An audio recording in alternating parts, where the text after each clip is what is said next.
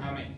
Inspirai, ó Senhor, as nossas ações e ajudai-nos a realizá-las, para que em vós comece e para vós termine tudo aquilo que fizermos, por Cristo Senhor nosso. Amém. Santa Maria, Mãe de Deus, Rogai por nós. Bom, senhores, sejam bem-vindos ao meu curso de História de Portugal. E eu vou contar um pouquinho o porquê que surgiu a ideia de contar a história de Portugal antes de contar a história da Igreja ou antes de contar mesmo a história do Brasil. O que aconteceu nessa semana com o Museu de História Nacional, ele é muito significativo. Ele representa a perda de toda a nossa identidade, de todo o nosso patrimônio cultural, de todas as raízes que nos levantam para construir uma civilização. Uma civilização não se constrói com padrões geográficos apenas, não se constrói apenas com um povo, mas sim com uma ideia, certo? E a nossa civilização, ela é fruto de um processo histórico de quase 2 milênios. Ela era fruto de um processo histórico que aos poucos foi se constituindo com dificuldades, com a graça de Deus, com os milagres pelos quais foram passando ao longo da história. E tudo isso nos fez chegar onde chegamos. A civilização ocidental, ela é baseada em 3 pilares: a filosofia grego-romana, cidade de Atenas, a filosofia grega, cidade de Atenas, o direito em Roma e a moral judaico-cristã em Jerusalém. Esses 3 pilares, eles nos sustentam e sustentaram tudo aquilo que nós conhecemos hoje. E entender esses processos, ele é fundamental para que a gente complete uma lacuna identitária que nos vai cercar e que nos vai permitir ser os agentes históricos que tanto o professor Olavo de Carvalho nos fala. A formação do Estado português, ela começa e ela tem muitas importâncias e muitas implicações para o nosso desenvolvimento nacional.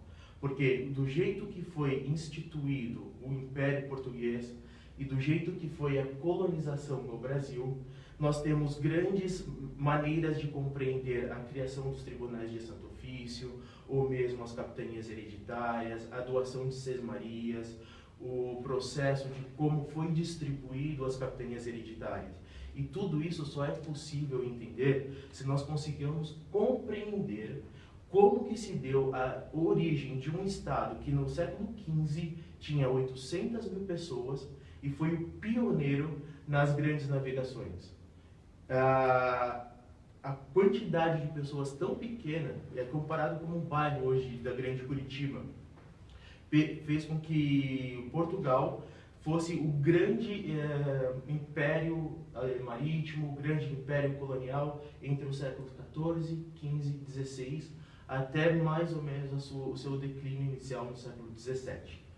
E esse curso ele também tem um objetivo muito claro de fazer parte de um processo de guerra cultural. Nós estamos realmente em guerra, senhores, senhoras. Nós estamos em guerra porque tudo que nós construímos, tudo que a Santa Madre Igreja construiu ao longo de 2 milênios, está sendo destruído, vilipendiado, está sendo tratado com escárnio por aqueles que são os detratores dela.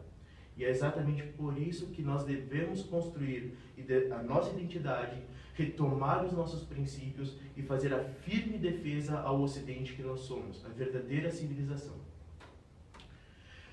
Como estudar história? Para se estudar história de forma não marxista e sem uma doutrinação ideológica, a gente precisa antes partir para o elemento básico da história, para o elemento fundacional, que são os documentos oficiais, os discursos e os escritos políticos. Se você não tem essas fontes primárias, a sua interpretação ela será comprometida por a visão de alguém que já falou sobre aquilo. Então, quando você está estudando história, antes de você pegar alguns livros, por exemplo, você deve trabalhar aquele imperador, naquele determinado momento, ele estava querendo quais objetivos? E ali você vai fazer o processo de apuração. Se não tivermos esses documentos, partimos para as fontes secundárias, que são ensaios acadêmicos, livros sobre o tema, artigos ou alguma outra bibliografia de fundo mais profissional. E as fontes terciárias são as opiniões das pessoas, são os jornais de época, as revistas e tudo aquilo que circulava o murmurinho. No século XVIII para o XIX, por exemplo, tínhamos a República das Cartas, a República das Letras, fundada em 1711 e foi até mais ou menos a primeira metade do século XIX. Ali você trocava cartas, você trocava opiniões, você trocava revistas e artigos que iam sustentar, por exemplo, a propagação das ideias iluministas que estavam naquele momento. Eu fiz aqui um pequeno mapa da Península Ibérica para que vocês pudessem entender como se deu a formação. A Península Ibérica ela está no sul da Europa, no Mediterrâneo, perfeito? O Mediterrâneo é esse mar aqui. Temos a ilha de Córcega, que hoje pertence à França, a ilha de Sardenha, que pertence à Itália, e as Ilhas Baleares, que conhecemos como Ibiza, que pertencem à Espanha. O Estreito de Gibraltar ele é fundamental para as nossas aulas seguintes, uma vez que é por meio desse estreito aqui que as hordas islâmicas invadirão o Império Visigótico no século VII e VIII e vão começar a formar o Califado de Córdoba com a principal cidade Sevilha, certo? Aqui a gente tem o Oceano Atlântico, que os portugueses chamavam de Mar-Oceano, certo? E por que eu estou dizendo isso? Porque essa parte da geografia ela é fundamental no processo de colonização, no processo de aprimoramento de todas as questões que circulavam pelo Mar Mediterrâneo e pela Península Ibérica. Hoje, para vocês terem uma ideia, a Península Ibérica conta com aproximadamente 70 milhões de pessoas, sendo 11, 12 milhões em Portugal e o restante na Espanha. A ocupação da Península Ibérica, ela começa num processo chamado deambulação dos povos.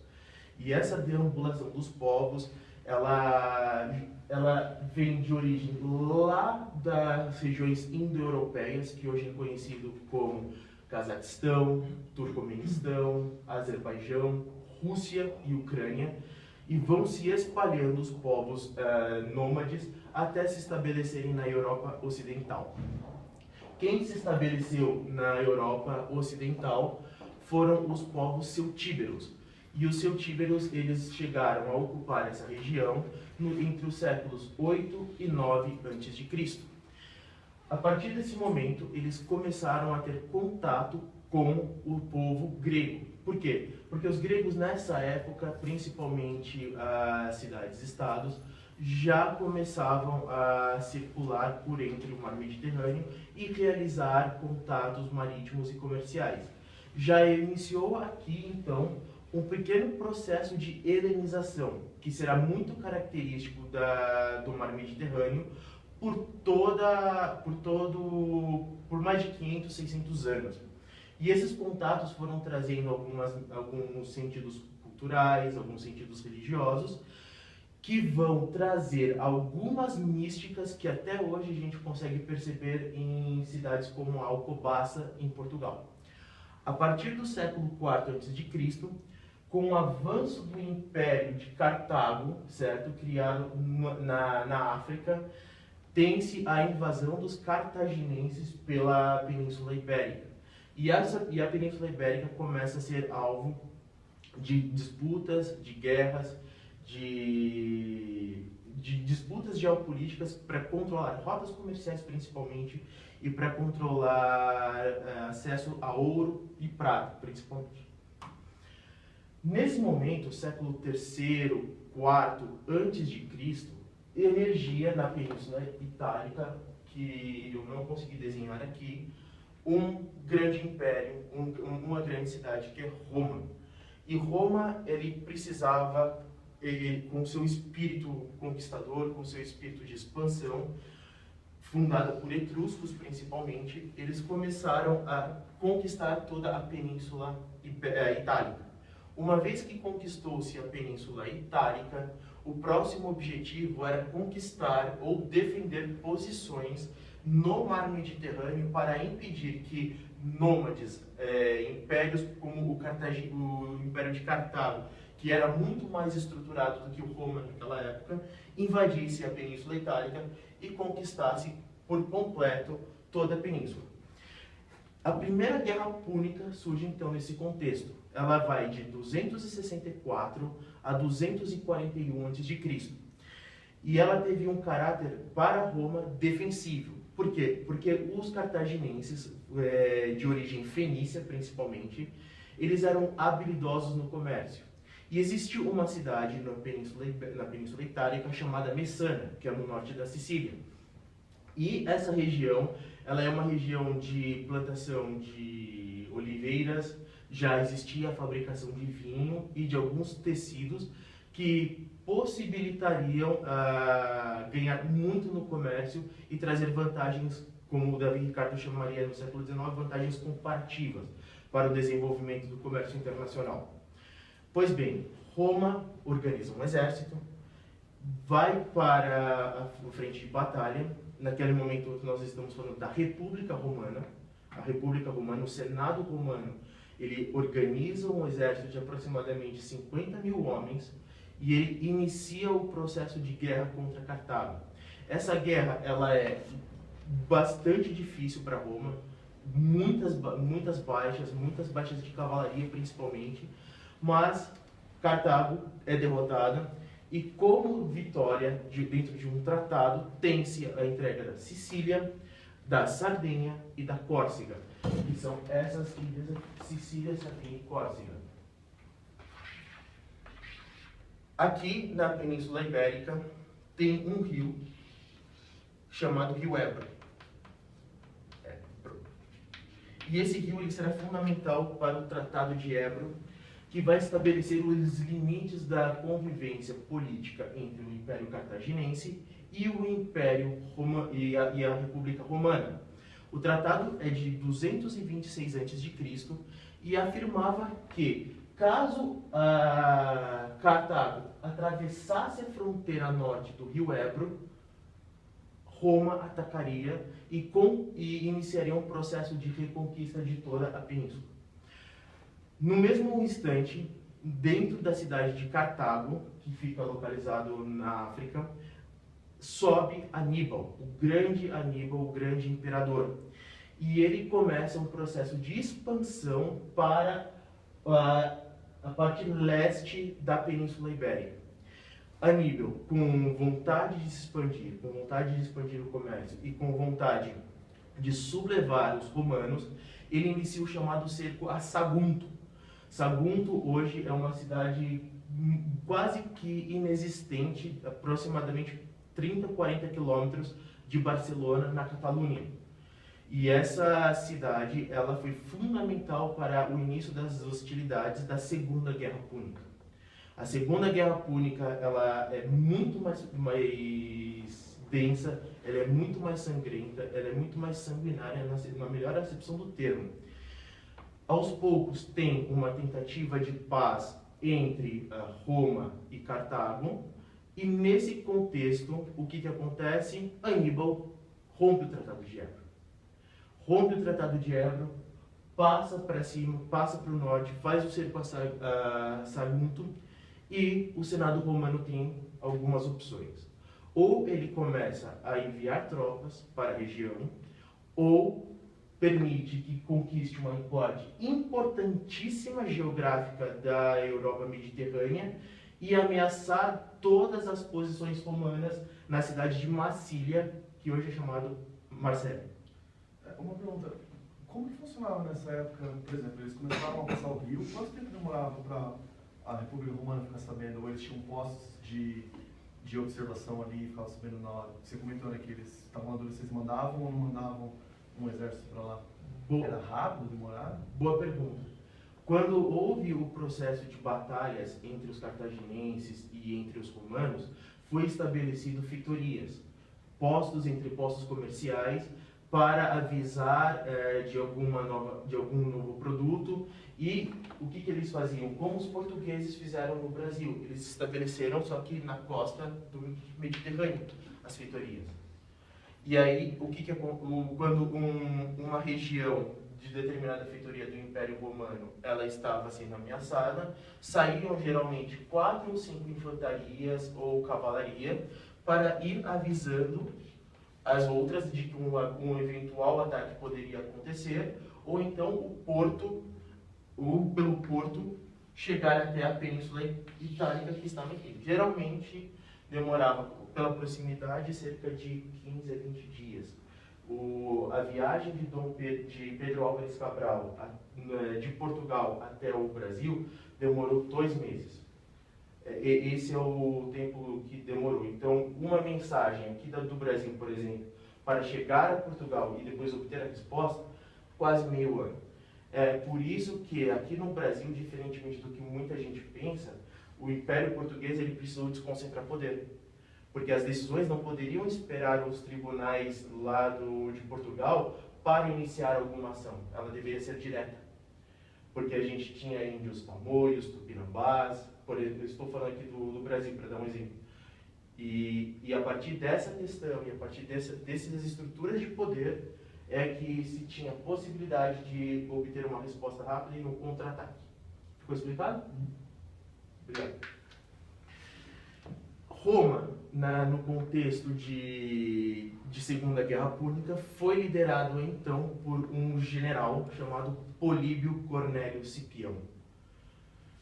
Esse homem, ele tinha as virtudes mais elevadas que um general poderia ter. Hábil em montanhas, hábil pelos rios e firme na tomada de posições em relação aos seus inimigos. Cipião, ele teve derrotas muito grandes entre os Pirineus, que eu marquei ali para vocês verem, e o rio Ebro. Só que nessa primeira invasão de Roma, sobrou algumas cavalarias.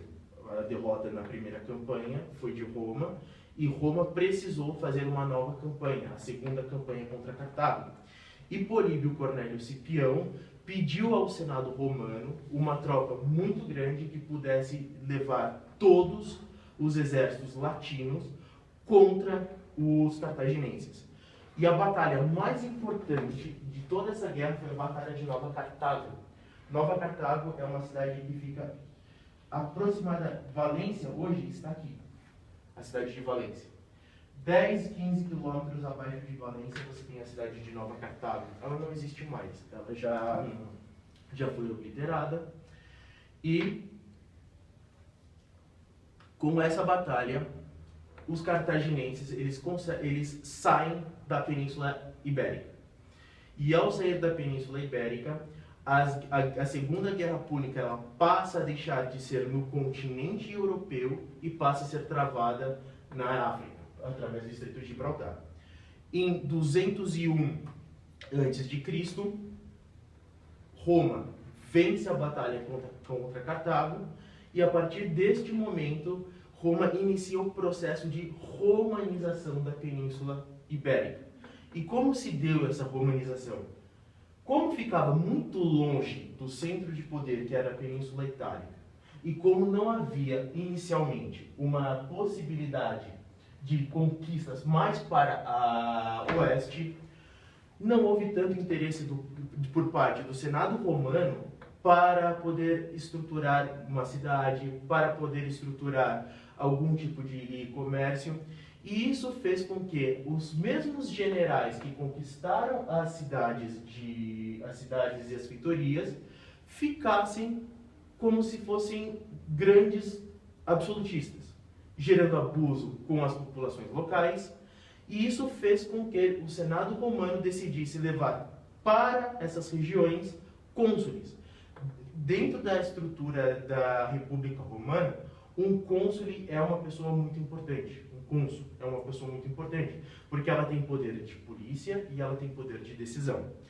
E quando chegam os dois primeiros cônsules na Península Ibérica, tem-se a formação de duas províncias.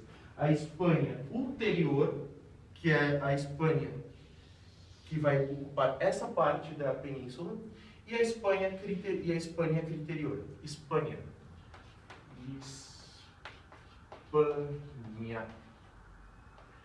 E essas duas províncias vão ensejar diversos contatos com os povos celtíberos e lusos. A partir desse momento, você começa um processo de contatos inicialmente pacíficos, mas como o povo luso e celtíbero, eles eram nômades e foram obrigados a serem agricultores, gerou um problema para eles. E esse problema foi o quê? Exploração dos romanos contra os lusos e contra os celtíberos, gerando assim as primeiras revoltas dentro desse contexto. Nesse contexto de revoltas iniciadas, temos a Primeira Guerra Celtibérica. E a Primeira Guerra Celtibérica é travada entre os anos de 181 a 179 a.C. Nesse momento, quem era o grande responsável de Roma na Península Ibérica? Marco Pórcio Catão. E Marco Pórcio Catão, ele queria a domesticalização dos celtíberos para fazer com que essas duas, a Espanha ulterior e a Espanha interior, ganhassem corpo e pudessem contribuir com exércitos, com alimentos e com cavalos para as tropas que se localizavam em Roma e na Península Itálica. Não é à toa que uma das raças mais famosas de cavalos da Espanha é o Mustang, e eles usaram muito esse tipo de cavalo para iniciar as suas conquistas na Península Ibérica. O aumento da presença militar romana na região era bastante grande. Foram mais de 50 a 60 mil soldados durante esses 2 anos que chegaram a abastecer as fileiras e as legiões romanas, e elas conseguiram derrotar Turbo. Turbo era o grande líder dos celtíberos. Ele conseguiu em um só movimento levar 100 mil homens celtíberos e lusos para a batalha contra Roma, mas mesmo assim não consegue vencer. Como resultado dessa guerra, nós temos a criação das colônias. As primeiras colônias romanas de ocupação mais efetiva começam a se dar nesse momento. Por quê? Porque se Roma perdesse o controle, no lado oriental do Mediterrâneo, você tinha a emergência dos grandes impérios. E isso poderia minar a posição de Roma dentro do contexto de conquista do mar Mediterrâneo. Então, entre os anos de 179 e 155 a.C., houve uma relativa paz. Uma paz que possibilitou desenvolvimento de infraestrutura, algumas cidades-estados, algumas fazendas. Cidades-estados não como aquelas romanas, as gregas, Esparta, Atenas, Corinto. Não, algumas cidades pequenas, porém bem estruturadas aos moldes da República Romana. Essas cidades, elas eram já com intuito civilizacional ou só para produção mesmo, escoamento dele? Em um primeiro momento era simplesmente para realizar a defesa do território, porque os lusos e os celtíberos, eles tinham muito mais pessoas e eles tinham condições de formar um exército muito mais rápido do que Roma, a República Romana, de enviar legiões. Então não tinha como você estabelecer naquele momento um processo civilizatório. O processo civilizatório da Península Ibérica com Roma, ele vai acontecer um pouquinho mais para frente, quando Júlio César ele termina a guerra civil. E isso eu vou contar um pouco mais para frente. E Otaviano, o Augusto, ele assume e incorpora de uma vez por todas toda a Península Ibérica ao Império Romano. Mas é um pouco mais para frente. Após esse período de relativa paz, os celtíberos eles começam a ver a oportunidade de uma nova frente de batalha no norte da Península Ibérica. E a cidade é a chamada cidade de Segeda. Segeda é uma cidade que se localiza um pouco mais acima do rio Ebro e hoje nós conhecemos como Saragoça. Saragoça, inclusive, tem uma história fundamental para o Brasil, porque em 1529 foi assinado um tratado entre Portugal e Espanha que resolveu de vez, pelo menos até aquele momento, as questões entre o Tratado de Tordesilhas e as regiões de Filipinas lá no Extremo Oriente. Então essa cidade vai ser importante. Assim como será importante a cidade de Toledo, do Tratado de Alcáçovas Toledo, mais para frente, Tratado de Madrid, e entre outros, inclusive a Batalha de Aljubarrota, que vai formar definitivamente o Estado português. O tratado que colocou paz na Primeira Guerra Celtíbera dizia o seguinte: os celtíberos eles têm liberdade política administrativa, mas eles não podem fazer uma coisa: eles não podem subir muros e edificações em suas cidades. Eles não podem fazer isso porque era necessário que as tropas romanas tivessem um livre tráfego pelas cidades e pelas regiões. Os celtíberos, vendo a oportunidade do vácuo de poder apresentado na Península Ibérica, começam a construir nessa cidade de Segeda um grande muro e uma grande fortaleza. Os romanos, eles avisam os celtíberos para parar com a construção. Os celtíberos, eles alegam que não estavam no tratado da Primeira Guerra Celtíbera e já existia um problema aí. Eles já tinham dificuldades e ali você já percebe a manipulação entre as palavras, o que a gente pode considerar hoje como uma guerra semântica ou como uma infowars no sentido da acepção do termo mesmo. E é nessa questão que começa a guerra. E essa guerra é um pouco mais rápida. Ela é mais rápida por quê? Porque Roma já estava mais estruturada, já tinha condições de enviar exércitos para a Península Ibérica com maior velocidade. Quais foram os avanços, basicamente? Você tinha alguns tipos de navios. Eu não sou especialista em navio, mas alguns navios existiam entre a Primeira Guerra Celtíbera e a Segunda Guerra Celtíbera. A grande diferença é que tinha mais escravos remando os navios romanos. Na Segunda Guerra Celtíbera, que permitia 2 ou 3 dias de vantagem. Isso naquela época era muito bom. A vitória romana acontece e eles conseguem estabilizar boa parte da Península Ibérica. E a partir do momento em que as duas guerras celtíberas acontecem e acabam, começa de fato o processo de consolidação de Roma, da República Romana, dentro da Península Ibérica. Após o ano de 145 a.C., o mar Mediterrâneo estava quase todo dominado pela República Romana. E só faltava uma região, que era o Egito Ptolomaico. Era o Egito Ptolomaico que estava localizado quase que nas bordas do Oriente Médio. Ele é o Oriente Médio, mas o Oriente Médio expandido. O processo de helenização se intensifica, porque vão chegando mais romanos com uma cultura já helenizada, com um processo de...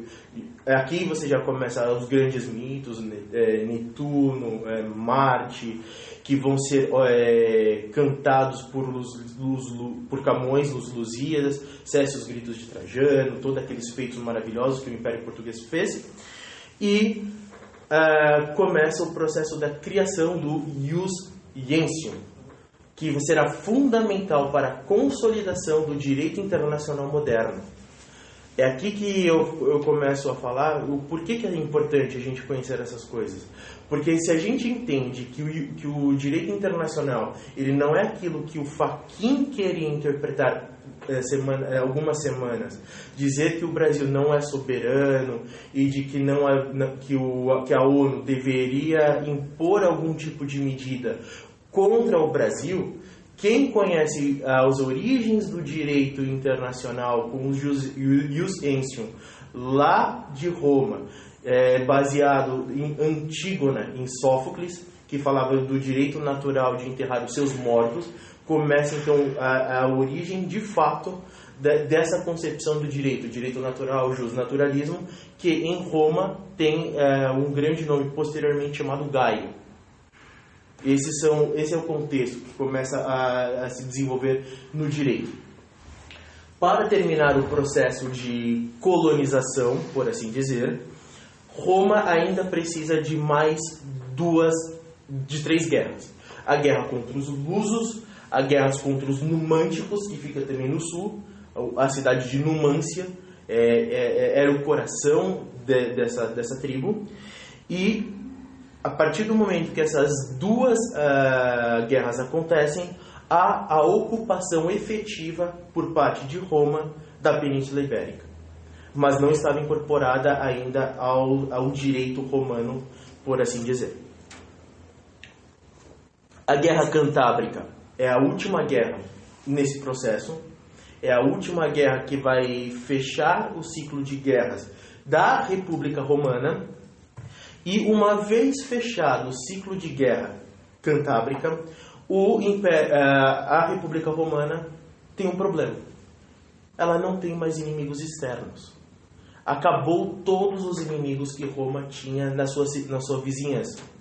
E uma vez que o inimigo externo acaba, começa a ter guerras internas, começa a ter problemas dentro de como será dividido os quinhões de poder, quem serão os responsáveis por administrar o exército. O Senado romano era muito complicado, com grandes dificuldades de saber para onde que seriam alocados os recursos, para onde seriam distribuídos as benesses e a construção das alianças políticas. E o Senado romano, ele apresentou ele tinha que enfrentar um grande problema, que era a perda da moralidade romana naquele momento. Os grandes impérios, os três maiores impérios do planeta, o Império Romano, o Império de Gengis Khan, o Império Mongol, ou a Horda de Ouro, e o Império de Alexandre o Grande, todos eles tiveram uma queda em comum. É a queda da moralidade.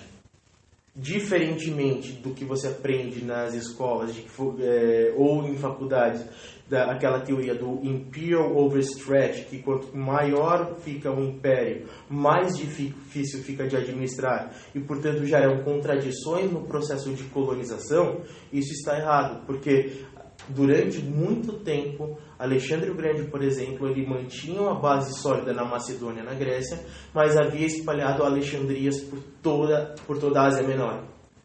E isso se sustentou durante muito tempo. O problema foi que esses impérios eles começaram a decair moralmente.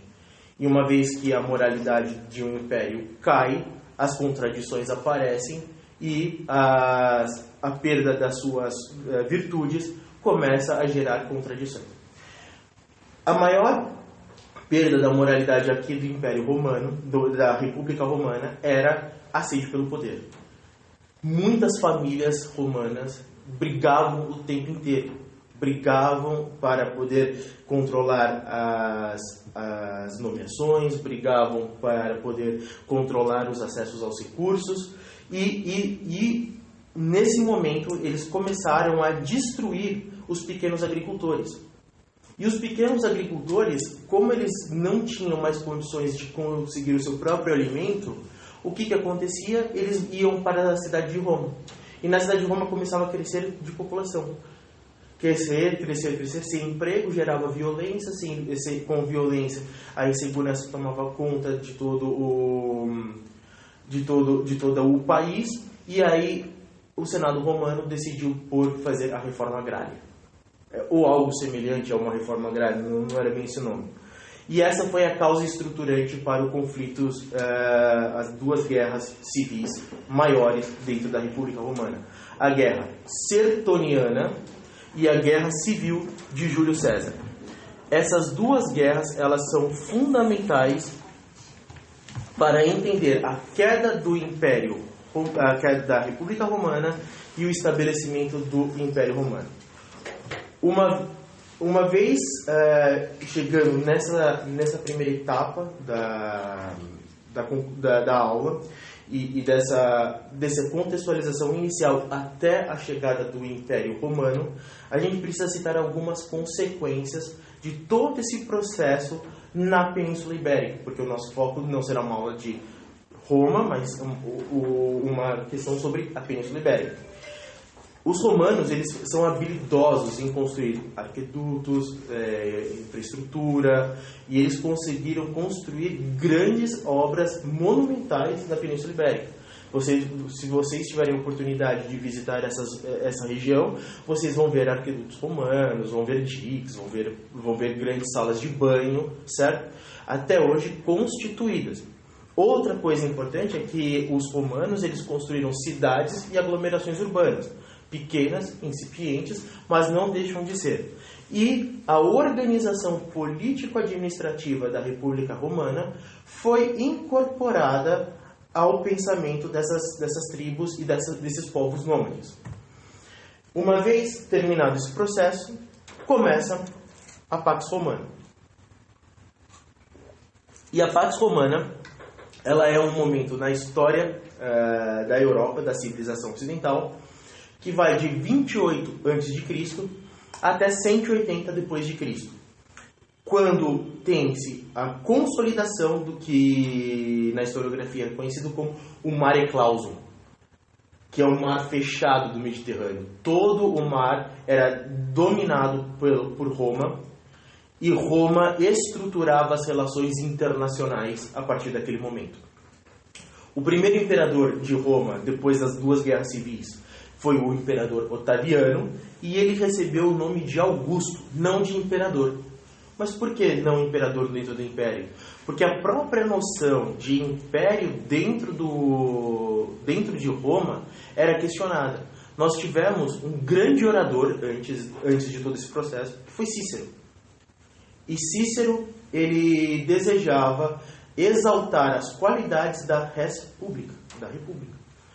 E uma vez exaltando as qualidades da república, ele afirmava a importância da cidadania, da decisão por um Senado e da decisão pela maioria, digamos, nesse contexto. E Augusto é quase que um nome religioso, é alguém que porta virtudes. E o imperador Otaviano, ele realmente portava muitas virtudes. Ele era muito virtuoso. Por quê? Porque ele conseguiu enxergar exatamente o momento em que se encontrava Roma, o Império Romano, e decidiu, no ano de 19 a.C., anexar definitivamente a Península Ibérica ao Império Romano. A partir daquele momento, você tem a imigração de políticos, de famílias importantes, de grande parte da intelectualidade romana para a Península Ibérica. E aqui você já começa a notar mais um pouco da importância que essa região vai começar a ter nos próximos 2-3 séculos.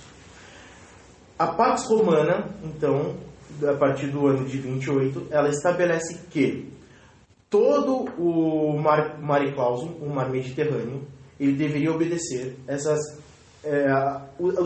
diretrizes do Ius Civile e do Ius Gentium, de como que Roma trataria os seus cidadãos e como tratariam os outros povos que não são romanizados. Durante esse período, foi conhecido como a Era da Felicidade. A estabilização da ordem internacional do Império Romano evitava que houvesse grandes guerras, que houvesse grandes crises sistêmicas, e isso permitiu que houvesse o ápice da cultura romana. E o ápice da cultura romana, ele é manifestado pela Eneida de Virgílio. A Eneida de Virgílio é o grande escrito romano da sua história. Uma comparação importante no aspecto cultural. Se os gregos conquistaram Troia, e se Troia precisava se reconstruir, o que aconteceu? De acordo com o mito, alguns troianos começaram a se deslocar pelo mar Mediterrâneo, e dentro do mar Mediterrâneo, dos troianos, duas figuras são importantes: Rômulo e Remo, filho de Enéas, o grande troiano. E eles fundaram a cidade de Roma. E Roma tinha um objetivo. Um objetivo de conquistar e de espalhar as suas virtudes políticas. Enquanto a Grécia Antiga, ela tinha como objetivo espalhar as suas virtudes filosóficas, suas virtudes culturais, Roma queria estabelecer uma virtude grande em suas estruturas políticas. Então era, em uma primeira onda, helenização, e ao voltar essa onda tinha-se a estrutura política. 2 movimentos em aproximadamente 5 séculos.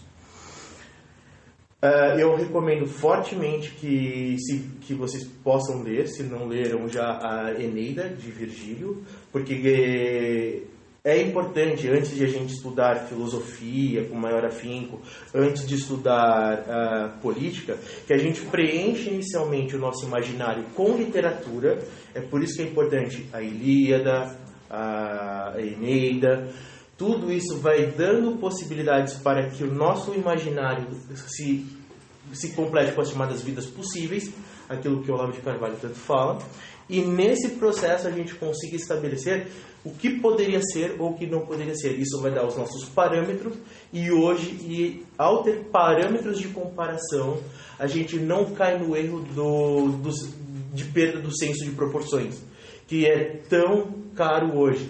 A gente hoje vê um debate político, um debate eleitoral tão complicado, tão difícil de se entender, porque os sensos de proporções, em uma linguagem filosófica, os princípios primeiros, a essência, a substância, elas já não são mais, a essência, os acidentes, eles não são mais conhecidos pela maior parte da população. E uma vez não conhecendo e não tendo essa capacidade, os argumentos eles não fluem, e a capacidade de um bom trato na questão pública fica comprometida. Em termos de filosofia, um plano básico aqui de filosofia romana é o estoicismo. Os estoicos, eles foram os grandes filósofos romanos. E o que significa o estoicismo? Significa, basicamente, que a razão e o homem é capaz de entender, basicamente, toda a complexidade do seu universo. É capaz de entender e estruturar de forma racional a sua natureza, e é capaz de criar organizações que não dependam necessariamente de um processo religioso. 3 grandes nomes são importantes na filosofia romana: Sêneca, Epíteto e Marco Aurélio. Esses 3 grandes filósofos, eles vão dar a base inicial, para a base que vai fundamentar o direito romano para sempre, que é que nós utilizamos de influência até hoje. Uma coisa interessante, mesmo o estoicismo, ele sendo mais racionalista, ele aos poucos ele vai se gradando, vai numa gradação, se aproximando de um sumo bem, de um Deus, certo? E nesse processo que começa o contato entre esse estoicismo menos racionalista e do cristianismo que naquele momento já estava presente. Começa ali esse contato. A Pax Romana ela vai até o século II e começa um processo de agitação e de declínio do Império. Por que isso acontece? Porque para a manutenção do Império Romano eram necessários fluxos constantes de alimentos, tropas, vestuário, bebidas e produtos básicos essenciais para a manutenção. Além disso, você tinha 3 províncias principais dentro do Império Romano, que eram as chamadas províncias rebeldes dentro desse império. a província da Judéia, a província da Gália e o Egito Ptolomaico. Essas 3 províncias, elas iniciaram um processo de questionamento à ordem romana, um processo de matar mesmo essa Pax Romana e de desestruturar o que havia sido feito com tanto cuidado pelo Império Romano. Além disso, internamente, como sempre, há um enfraquecimento moral. Há um enfraquecimento da moralidade dentro de Roma, que é baseado naquela famosa política de pão e circo. As famílias romanas, elas ficavam querendo apenas as suas benesses, querendo apenas as suas diversões, e esqueciam de organizar o império, esqueciam de ver como que estavam se organizando as estruturas nas bordas do império. E esse enfraquecimento espiritual e cultural, ele começa a minar a Pax Romana, e a filosofia grega e a filosofia estoica, ela parte por um momento de declínio. A filosofia greco-romana, pode-se dizer assim, ela começa a dar espaço para rituais místicos. O misticismo dentro do Império Romano. E esse misticismo misturado junto com o neoplatonismo, que será combatido depois na heresia ariana, certo? Ele será realmente prejudicial para a própria manutenção do Império e das suas necessidades de controle. A crise do século III, já chegando ao final desse processo, é uma crise moral e uma crise espiritual. Uma vez enfraquecido o fronte interno, uma vez enfraquecido as famílias e destruindo a ideia de como se sustentava essa sociedade, tribos germânicas começam a invadir. Invadem e tem destruição material das regiões. O Império Romano ele tinha aproximadamente 3, 4 milhões de quilômetros quadrados. É um império bastante grande. Não é tão grande quanto o Brasil, que tem hoje 8 milhões e 500 mil quilômetros quadrados, mas em relação à quantidade de tecnologia, de bens que nós tínhamos naquela época, é realmente uma região muito difícil de ser administrada. Não tinha celular, não tinha nada disso. Oi? Não tinha TV. Não tinha TV, não tinha Globo, ainda menos, também. Essa Globo tinha caído antes.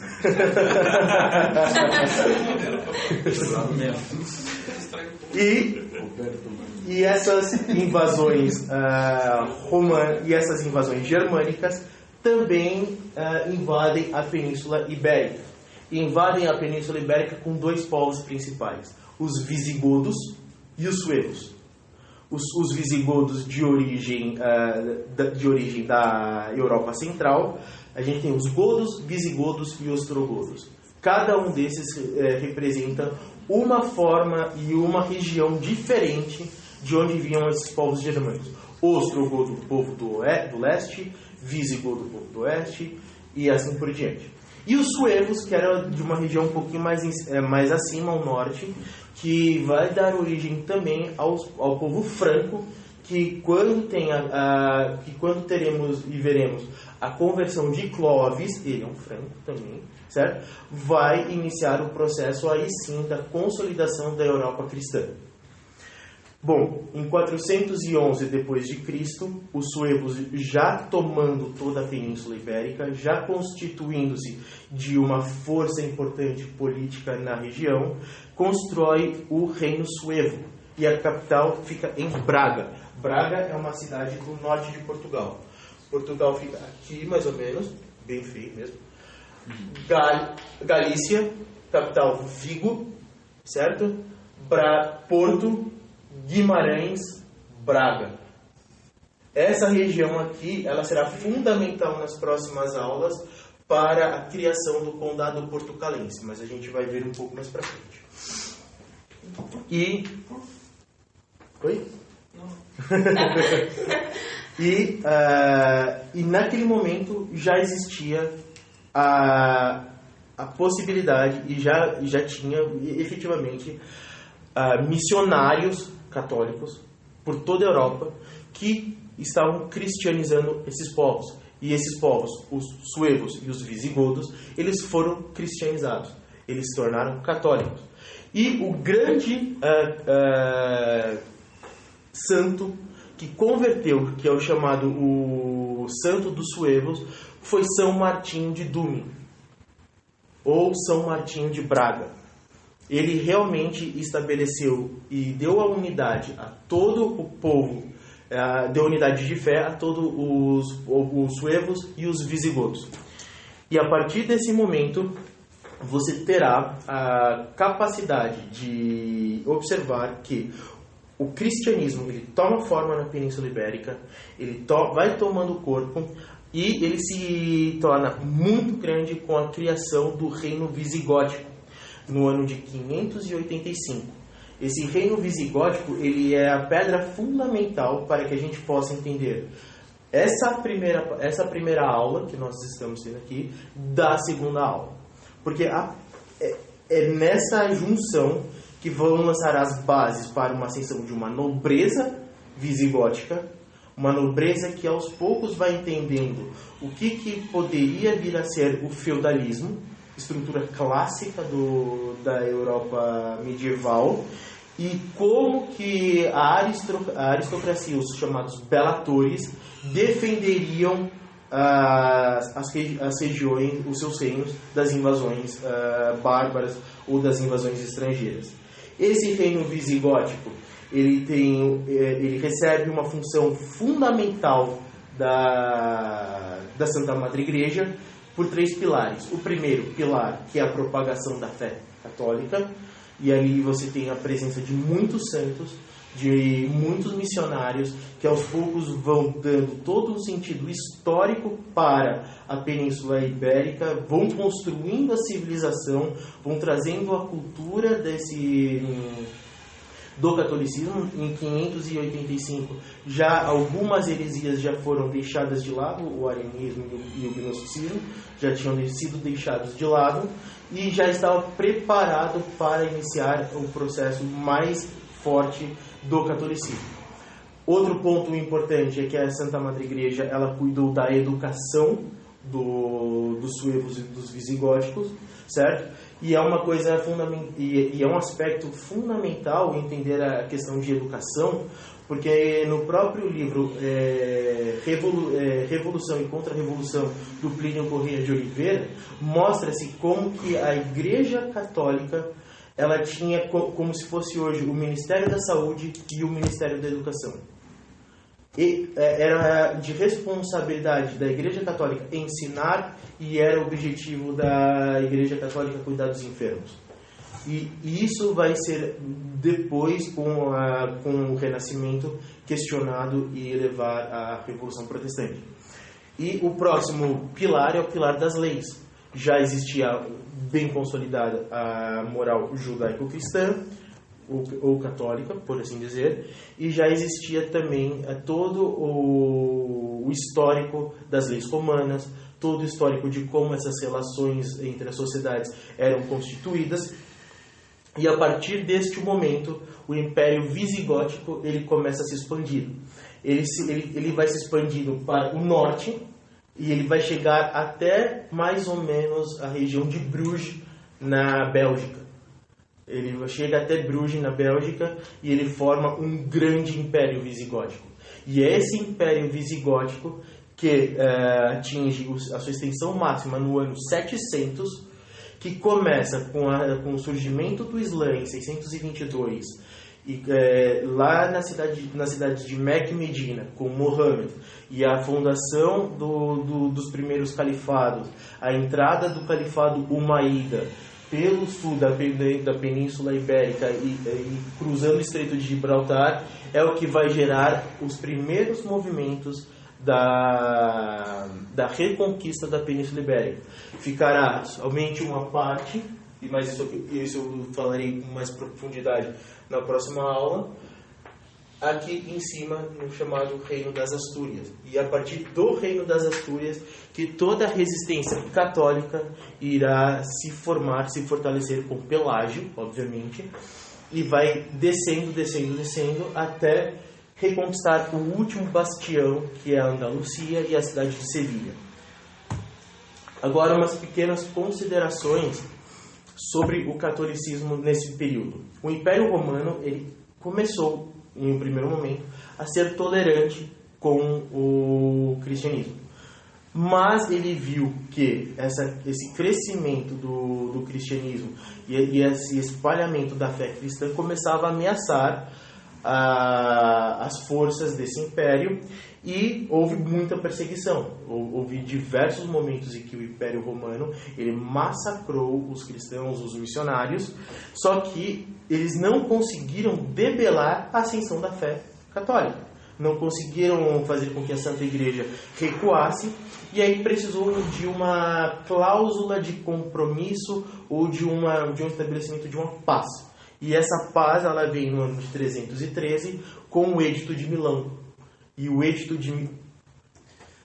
Só aproveitando que você citou a relação entre a expansão do catolicismo e o Império Romano, há alguns autores, alguns de tendência um tanto positivista, como por exemplo o Ivan, o sobrenome me fugiu agora, mas que apontam como um dos fatores determinantes da queda, do final do Império Romano, a expansão da fé católica,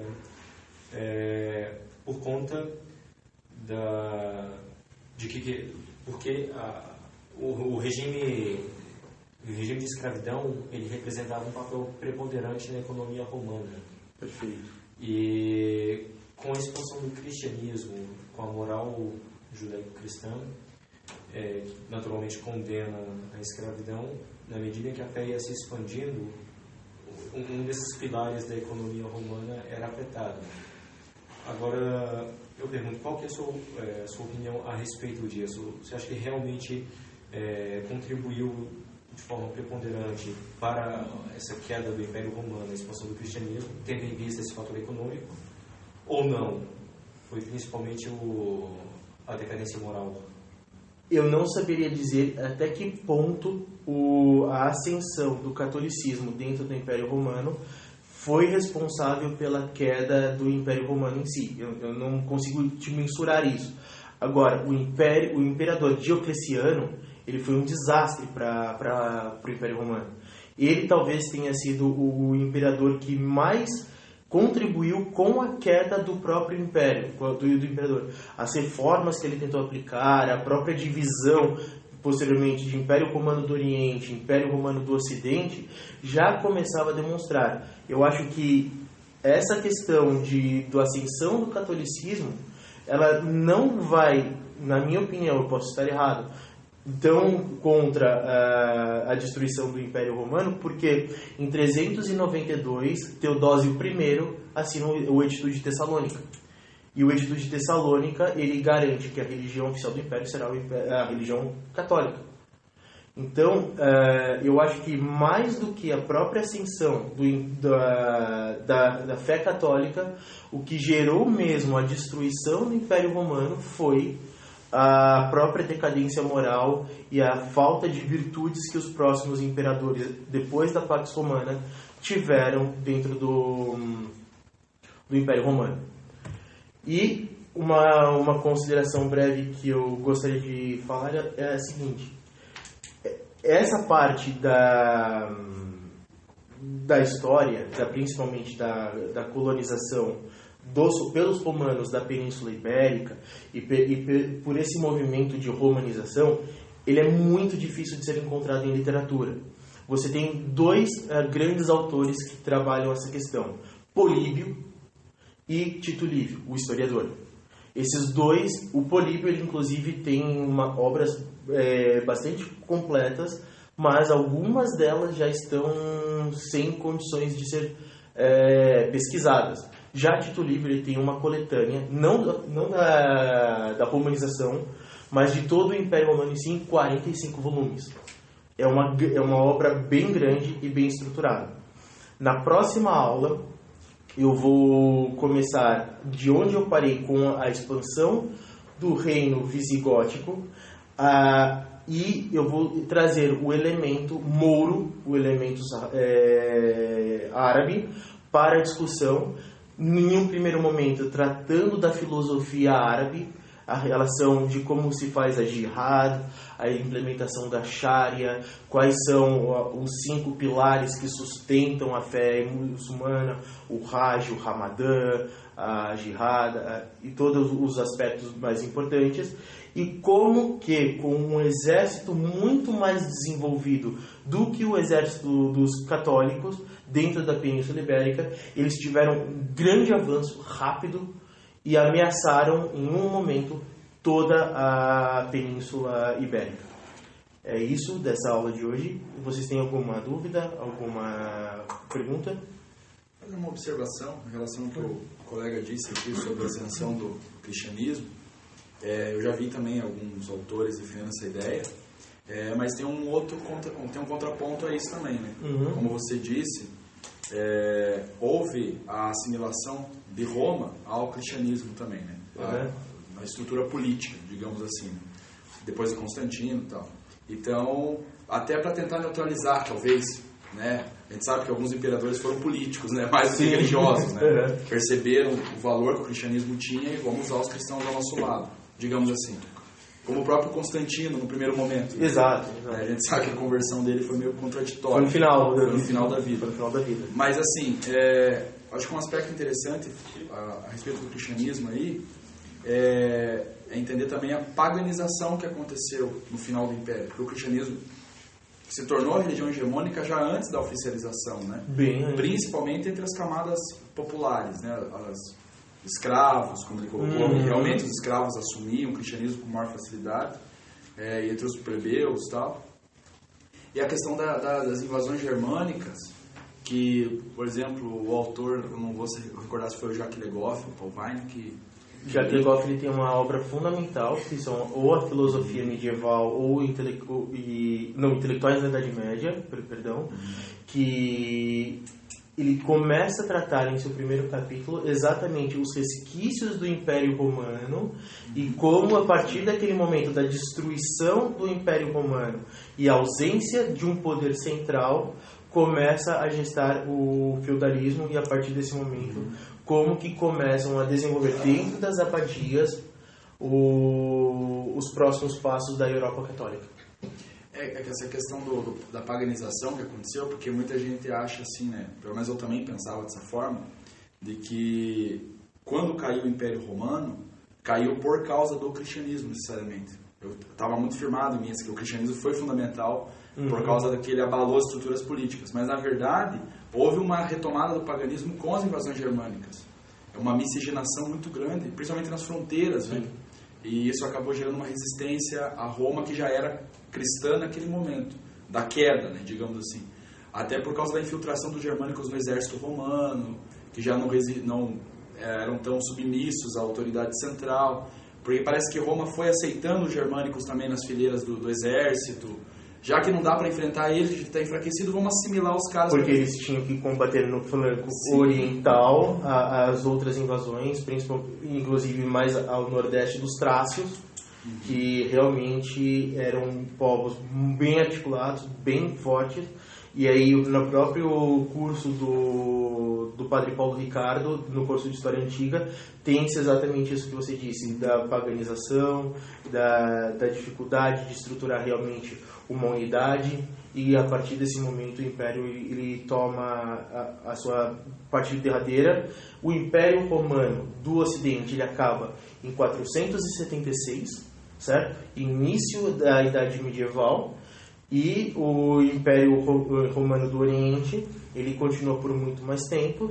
Ele vai sofrer ataques em Constantinopla, que inclusive era a capital do Império Romano do Oriente, certo?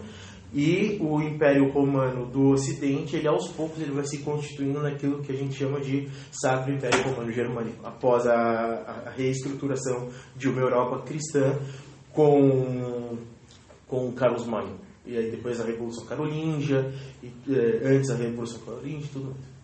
Legal, é só essa questão mesmo que eu acho que a igreja foi importante nesse aspecto. No primeiro momento ela divulga o cristianismo nas camadas populares, o cristianismo cresce muito, mas depois é ela também que recristianiza, porque estava correndo risco por causa das próprias invasões, né? Esses povos eram pagãos, eles né? Tinha uma outra cultura, só essa ideia. Então, assim, ao mesmo tempo que o cristianismo é acusado de ter levado Roma à queda, parece que é ele que reestrutura novamente uma unidade na Europa, né? Então, é meio contraditório, se derrubou e depois unifica, enfim. Por isso que eu até falei para ele que eu não saberia dizer exatamente quais foram as parcelas de culpa para a degradação do Império Romano, porque mesmo quando o Império Romano ele cai, há exatamente uma confusão muito grande nas bordas, há uma confusão inclusive em Roma que fica durante muito tempo abandonada.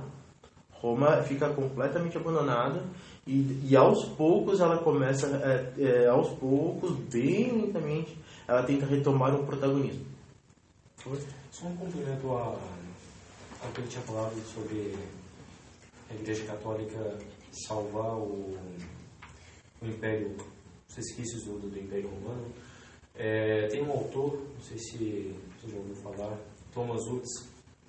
Ele... Não sei se você Não, esse eu não ouvi. Não, ele é autor de se não me engano, um best-seller nos Estados Unidos. Ele tem vários como livros. a Igreja Católica construiu a civilização ocidental.